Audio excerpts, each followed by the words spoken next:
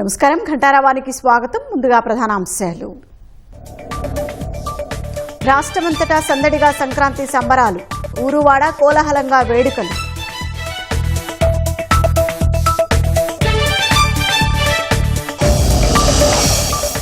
అనకాపల్లి జిల్లాలో ఘనంగా పడవ పోటీలు, హోరాహోరీగా తలపడ్డ మత్స్యకారులు.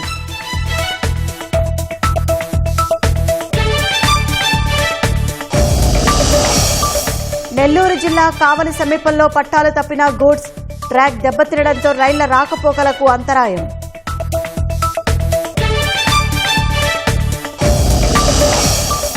మహారాష్ట్రలో 29 నగరపాలక సంస్థలకు కొనసాగుతున్న పోలింగ్, బీఎంసీ బరిలో 1700 మంది అభ్యర్థులు.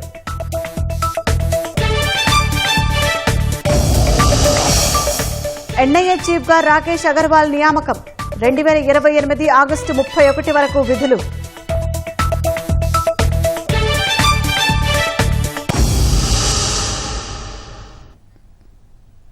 ముత్యాల ముగ్గుల్లో మురిపాల గొబ్బిళ్లు, సిరుల సౌభాగ్యాలు, అమ్మ చేతి పిండి వంటలు, అరుగుల మీద ముచ్చట్లు, పాత స్నేహాల మధురిమలు, కొత్త బంధాల మమతలు, కోడి పందాల కోలాహలాలు, ఆనందాలు నిండిన కళ్ళు, అనురాగాలు నిండిన గుండెలు, అన్నీ కలిస్తే సంక్రాంతి సరదాలు. తెలుగు లోగిళ్లన్నీ సంక్రాంతి సంబరాల్లో మునిగి తేలుతున్నాయి.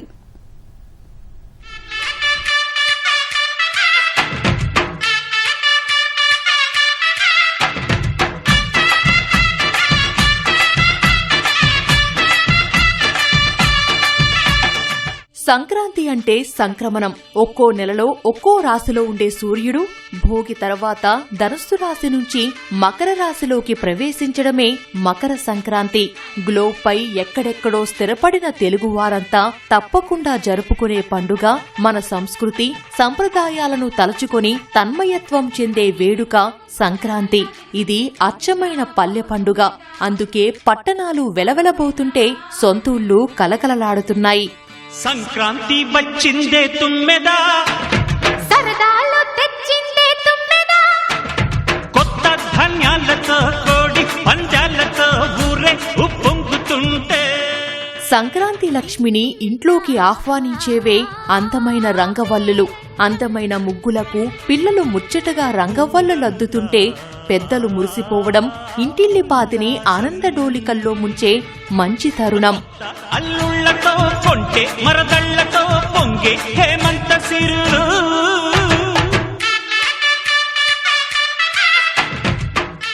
మకర సంక్రాంతి వేళ శ్రీకృష్ణుడు హరిదాసుల రూపంలో వస్తాడని ప్రతీతి. అందుకే హరిదాసుకు ఇంటింటా లేదనకుండా దానం చేస్తారు. గుప్పెడు బియ్యంతో పాటు పండక్కి చేసిన పిండి వంటలను సమర్పిస్తారు. వాటిని సంతోషంగా స్వీకరించి హరిలోరంగా హరి అంటూ హరిదాసు పాడే కీర్తనలే పరమాత్ముడి దీవెనలు.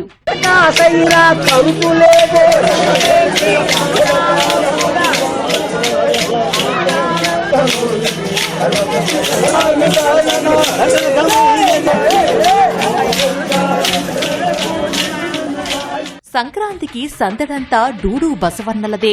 అయ్యగారికి దండం పెట్టు, అమ్మగారికి దండం పెట్టు అంటూ విన్యాసాలు చేసే గంగిరెద్దుల బృందానికి సంతోషంగా చాటెడు బియ్యం దానం చేయడం ఆనవాయితీ.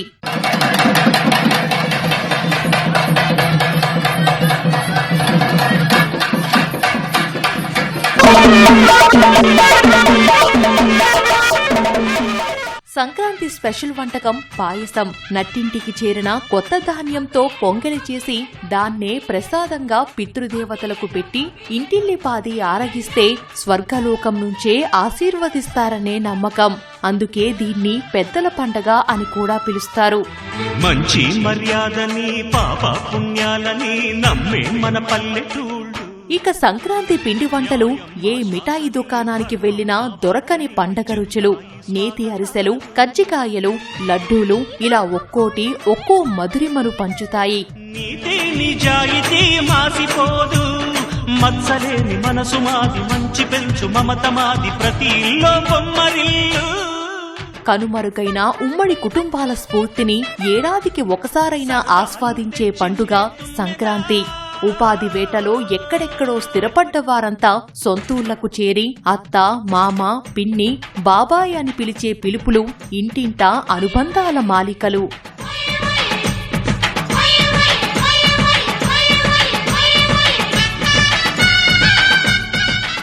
సంక్రాంతి అంటే కేవలం సంప్రదాయ సవ్వల్లే కాదు, ఆటపాటలు కూడా.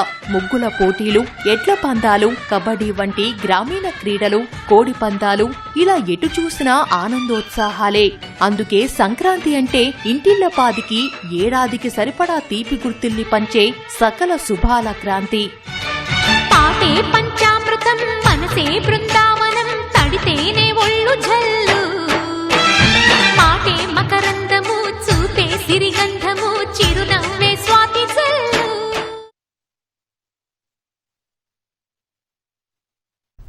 రాష్ట్ర ప్రజలకు ముఖ్యమంత్రి చంద్రబాబు సంక్రాంతి శుభాకాంక్షలు తెలియజేశారు. సూర్యుడు మకర రాశిలోకి ప్రవేశించే పవిత్ర పర్వదినం మకర సంక్రాంతి అని చెప్పారు. విశిష్టమైన ఈ సంక్రాంతి పండుగ ప్రజల జీవితాల్లో సుఖ సంతోషాలు నింపాలని మనస్ఫూర్తిగా కోరుకుంటున్నట్లు తెలిపారు. పాడి పంటలతో పల్లెసీమలు మరింత కలకలలాడాలని, ఆధునికతను సంతరించుకున్నప్పటికీ మన సంప్రదాయాలను మరిచిపోకుండా పాటించాలని చంద్రబాబు కోరారు. సంక్రాంతి పండుగ వేళ రైతన్నలు ఆనందంగా ఉండాలని, కష్టజీవులు శ్రమకు తగిన ఫలితం పొందాలని, అందుకు అనువైన పథకాలతో ప్రభుత్వం మరింత బాధ్యతతో వ్యవహరిస్తుందని హామీ ఇచ్చారు. సంక్రాంతి పండుగ ఆనందంగా జరుపుకోవాలని కోరుకుంటూ అందరికీ శుభాకాంక్షలు తెలిపారు. అనకాపల్లి జిల్లా ఎస్ రాయవరం మండలం బంగారమ్మపాలెం తీర ప్రాంతాల్లో సంక్రాంతిని పురస్కరించుకుని మత్స్యకారులకు పడవ పోటీలు నిర్వహించారు. సమీప గ్రామాలకు చెందిన మత్స్యకారులకు తమ పుట్టీలతో పోటీల్లో పాల్గొన్నారు. పోటీలు హోరాహోరీగా సాగాయి. విజేతలకు నిర్వాహకులు నగదు బహుమతులు అందజేశారు. ఏటా సంక్రాంతిని పురస్కరించుకుని ఈ పోటీలు నిర్వహిస్తున్నట్లు నిర్వాహకులు తెలిపారు. అనకాపల్లి జిల్లా ఎలమంచిలి నియోజకవర్గంలో సంక్రాంతి సంబరాలు కోలాహలంగా సాగుతున్నాయి. ఎమ్మెల్యే సుందరపు విజయ్ కుమార్ ఆధ్వర్యంలో రాంపల్లి మండలం వెంకటాపురం వద్ద నిర్వహిస్తున్న సంక్రాంతి సంబరాలను ఉత్తరాంధ్ర జనసేన పార్టీ ముఖ్య వ్యవహారాల కార్యదర్శి సుందరపు సతీష్ కుమార్ ప్రారంభించారు. నియోజకవర్గ ప్రజలందరూ సుఖ సంతోషాలతో ఉండాలని, ఆనందంగా పండుగ జరుపుకోవాలని 3 రోజుల పాటు ఉత్సవాలు నిర్వహిస్తున్నట్లు సతీష్ కుమార్ తెలిపారు. సాంస్కృతిక కార్యక్రమాల్లో యువతులు పెద్ద సంఖ్యలో పాల్గొని ప్రదర్శనలతో అదరగొట్టారు.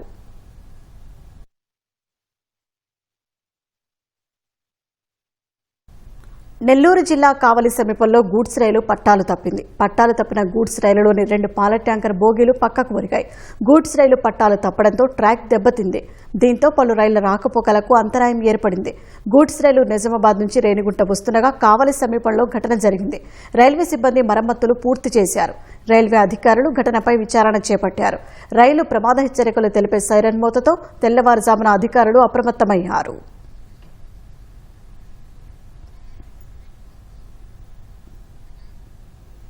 ప్రపంచ స్థాయి మౌలిక వస్తువుల కల్పనకు పీపీపీ విధానమే తారక మంత్రంగా భావించిన కేంద్ర ప్రభుత్వం రాష్ట్ర ప్రభుత్వాలు చేపట్టే ప్రాజెక్టులకు 20% వరకు వైబిలిటీ గ్యాప్ ఫండింగ్ ప్రకటించింది. దీనిపై వేగంగా స్పందించిన ఏపీ ప్రభుత్వం 1,15,000 కోట్ల విలువైన 270 ప్రాజెక్టుల్ని కేంద్రానికి ప్రతిపాదించింది. కేంద్రం పైప్లైన్లో 30% ప్రాజెక్టుల్ని నమోదు చేసి అగ్రస్థానంలో నిలిచింది. పోర్టులు, విమానాశ్రయాలు, వైద్య కళాశాలలు, రోడ్లు, తాగునీటి ప్రాజెక్టులకు రాష్ట్ర ప్రభుత్వం ప్రాధాన్యమిచ్చింది. ప్రభుత్వ ప్రైవేటు భాగస్వామ్య విధానం పీపీపీ ఇప్పుడు ప్రపంచవ్యాప్తంగా అభివృద్ధి చెందుతున్న దేశాలన్నీ పఠిస్తున్న తారక మంత్రం. కేంద్ర ప్రభుత్వము దీనికి అగ్రతాంబూలమిస్తోంది. వికసిత్ భారత్ లక్ష్యాలను చేరేందుకు పీపీపీ తప్ప మరో దారి లేదని భావిస్తోంది. విమానాశ్రయాలు, ఓడరేవులు, జాతీయ రహదారులు వంటి లక్షల కోట్ల విలువైన మౌలిక వసతుల ప్రాజెక్టుల్ని కేంద్రం పీపీపీ విధానంలో చేపట్టడమే కాకుండా రాష్ట్రాలను ఆ మార్గంలో నడిచేలా ప్రోత్సహిస్తోంది. రాష్ట్ర ప్రభుత్వాలు చేపట్టే పీపీపీ ప్రాజెక్టులకు వయబిలిటీ గ్యాప్ ఫండింగ్ వీజీఎఫ్ కింద 20% వరకు ఆర్థిక సాయం అందిస్తామని ప్రకటించింది. కేంద్ర ప్రకటనపై ఆంధ్రప్రదేశ్ ప్రభుత్వం వేగంగా స్పందించింది. కేంద్ర పథకాలు, నిధులు రాబట్టడంలో ముందుండే ముఖ్యమంత్రి చంద్రబాబు పీపీపీ విధానం నుంచి రాష్ట్రానికి గరిష్ట ప్రయోజనాలు సాధించేందుకు వేగంగా అడుగులు వేశారు. దీంతో 2026-27 నుంచి 2028-29 వరకు 3 ఏళ్ల కాలానికి ఆర్థిక శాఖ రూపొందించిన పీపీపీ ప్రాజెక్టుల పైప్లైన్లో 30% ప్రాజెక్టులతో ఏపీ తొలి స్థానంలో నిలిచింది. దేశంలోని పెద్ద రాష్ట్రాలు కూడా ప్రాజెక్టుల సంఖ్య, విలువ పరంగా ఏపీకి దరిదాపుల్లో లేవు. ఏపీ 270 ప్రాజెక్టుల్ని నమోదు చేయగా రెండో స్థానంలో నిలిచిన తమిళనాడు 70 ప్రాజెక్టుల్ని మాత్రమే నమోదు చేసింది. మరికొన్ని ప్రాజెక్టుల్ని కూడా గుర్తించామని, వాటిని త్వరలోనే నమోదు చేస్తామని రాష్ట్ర ఆర్థిక శాఖ ఉన్నతాధికారి ఒకరు చెప్పారు. ఎక్కువ ప్రాజెక్టుల్ని కేంద్ర పైప్లైన్లో నమోదు చేస్తే సాధ్యమైనంత ఎక్కువ ప్రయోజనం పొందే అవకాశం ఉంది.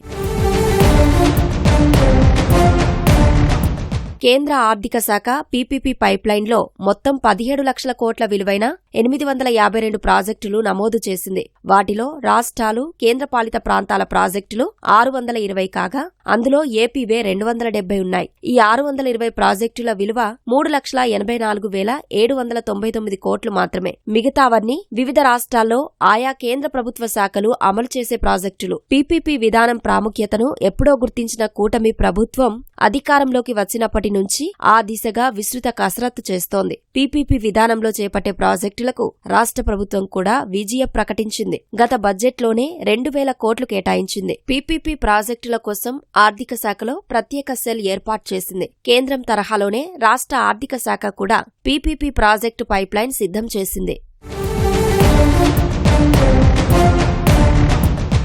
ఏలూరులో 25 లక్షల రూపాయలతో విద్యుత్ వాహనాల ఛార్జింగ్ స్టేషన్ ఏర్పాటు నుంచి 1000 కోట్లతో అమరావతిలో విమానాశ్రయం నిర్మాణం వరకు ఏ ప్రాజెక్టును వదలకుండా కేంద్ర ఆర్థిక శాఖకు రాష్ట్ర ప్రభుత్వం ప్రతిపాదించింది. కోనసీమ, కాకినాడ, రుషికొండ, లంబసింగి, అరకుల్లో వాటర్ ఏరోడ్రోమ్ల వంటి పర్యాటక ప్రాజెక్టులు, కాంప్లెక్స్ల నిర్మాణం, పారిశ్రామిక వాడల అభివృద్ధి వంటి అనేక ప్రాజెక్టులను నమోదు చేసింది. మౌలిక వసతుల అభివృద్ధికి గతంలో ఓ ప్రత్యామ్నాయంగా ఉన్న పీపీపీ విధానం ఇప్పుడు తప్పనిసరి అవసరంగా మారింది. 2025-26 బడ్జెట్ నుంచి కేంద్రం పీపీపీ ప్రాజెక్టులకు అత్యధిక ప్రాధాన్యమిస్తోంది. అనేక ప్రోత్సాహకాలు అందిస్తోంది. పీపీపీ విధానంలో ప్రైవేటు పెట్టుబడిదారులు ప్రాజెక్టు నమూనాను బట్టి 50-70% వరకు పెట్టుబడి పెడతారు. దీనివల్ల ప్రభుత్వ ఖజానాపై ఒత్తిడి తగ్గడమే కాకుండా ప్రపంచస్థాయి మౌలిక వసతుల కల్పన సాధ్యమవుతుంది.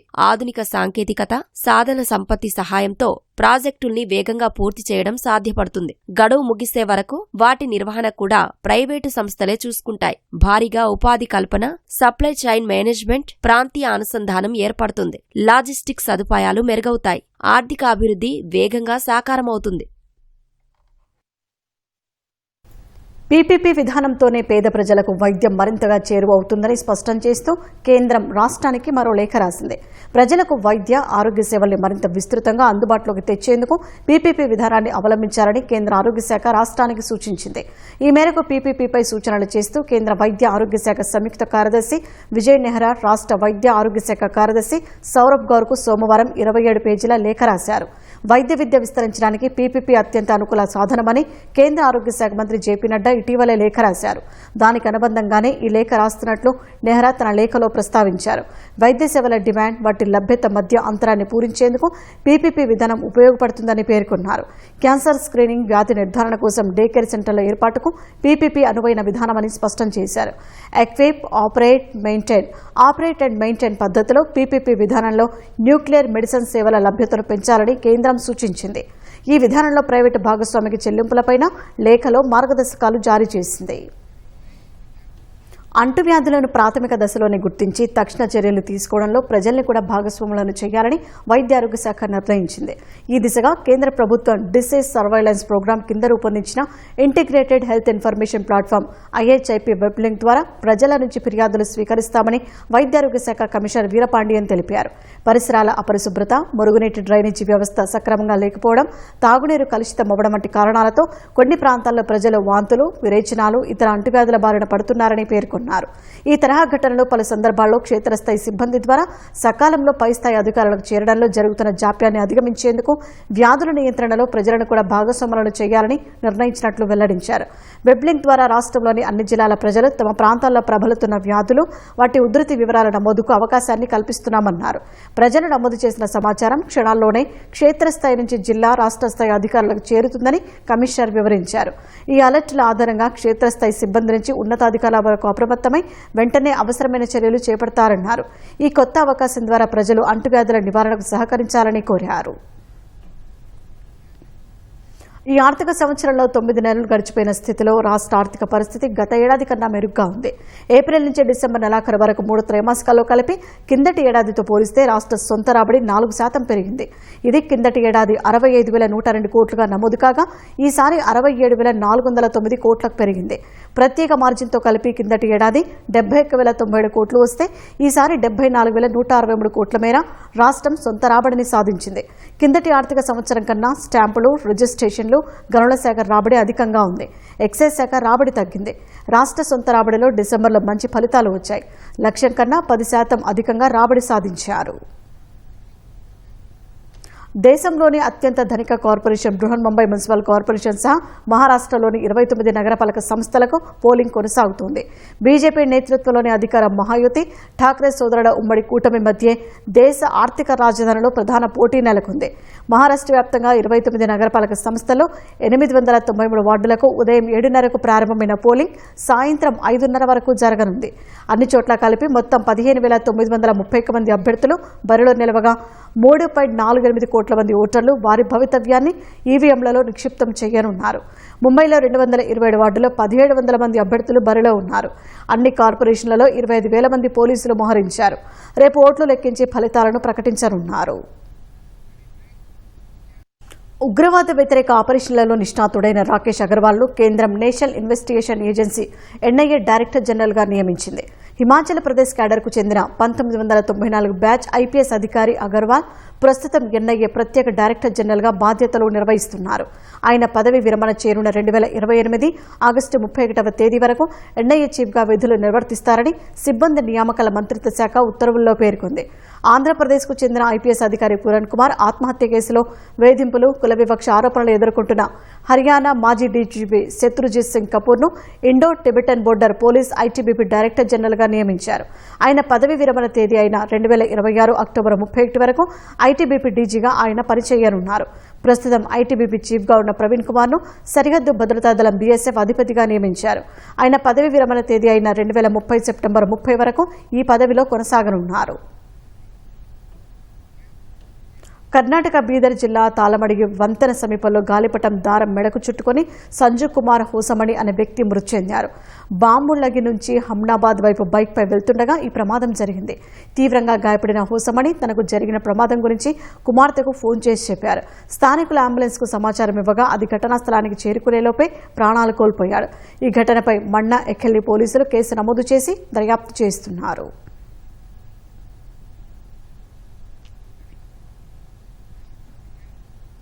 అసోంకు చెందిన ప్రముఖ గాయకుడు జుబిన్ గార్గ్ మృతి కేసులో కీలక విషయం వెలుగులోకి వచ్చింది. ఆయన మరణం వెనుక ఎలాంటి హత్యాకోణం లేదని, లైఫ్ జాకెట్ ధరించకపోవడం వల్లే మరణించారని సింగపూర్ పోలీసులు కరోనర్ కోర్టుకు వివరించారు. నార్త్ ఈస్ట్ ఫెస్టివల్ కోసం గతేడాది సెప్టెంబర్లో సింగపూర్ పర్యటనకు వెళ్లిన జుబిన్ అక్కడ యాడ్ పార్టీకి ఒక రోజు ముందు ఈత చేస్తూ ప్రమాదవశాత్తు మృతి చెందారు. అయితే జుబిన్ మరణం వెనుక పలు అనుమానాలు వ్యక్తమయ్యాయి. ఆయనపై విషప్రయోగం జరిగిందన్న ఆరోపణలు వచ్చాయి. జుబిన్ను పథకం ప్రకారమే హత్య చేశారని అసోం సీఎం హిమంత బిశ్వశర్మ ప్రకటించారు. ఈ నేపథ్యంలో జుబిన్ గార్గ్ కేసు దర్యాప్తును పూర్తి చేసిన సింగపూర్ పోలీసులు కరోనర్ కోర్టుకు తమ రిపోర్టును అందజేశారు. ఈతకు వెళ్లే ముందు జుబిన్ మద్యమత్తులో ఉన్నారని, స్విమ్మింగ్కు ముందు లైఫ్ జాకెట్ ధరించలేదని పోలీసులు కోర్టుకు వివరించారు. 2 సార్లు లైఫ్ జాకెట్ ధరించమని జుబిన్ను అధికారులు కోరినా అందుకు ఆయన తిరస్కరించారని, ఈ క్రమంలోనే ఈత చేస్తూ ప్రాణాలు కోల్పోయారని వెల్లడించారు. జుబిన్ గతం నుంచే రక్తపోటు, ఫిట్స్ వంటి సమస్యలతో బాధపడుతున్నారని పోలీసులు కోర్టుకు తెలిపారు.